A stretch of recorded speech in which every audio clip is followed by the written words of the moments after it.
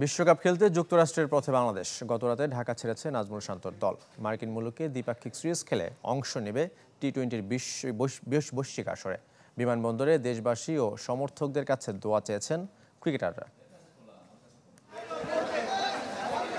হাসি মুখে তাসকিন, কিন্তু এর মাঝেও যে অস্বস্তি সে কি আর বলার অপেক্ষা রাখে? ওয়ালটন এয়ার কন্ডিশনার এক্সচেঞ্জ অফারে স্প্লিট এসিতে 23,000 টাকা পর্যন্ত নিশ্চিত ছাড়।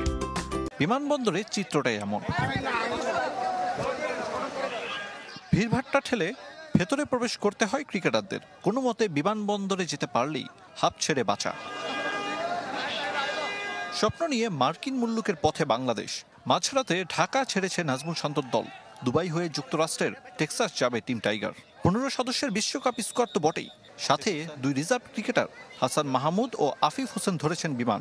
নীরব ছিলেন বেশিরভাগ ক্রিকেটার। যাবার বেলায় ভেতরে পুষে রেখেছেন মনের কথা, দোয়া চেয়েছেন দেশবাসীর কাছে। কোচিং স্টাফের সদস্যরাও ছিলেন যে যার মতো। শিষ্যদের নিয়ে কঠিন চ্যালেঞ্জের মুখে চান্দিকা হাতুড়ে সিংহে। সবশেষ জিম্বাবুয়ে সিরিজে জিতলেও ভালো হয়নি ব্যাটারদের পারফরম্যান্স।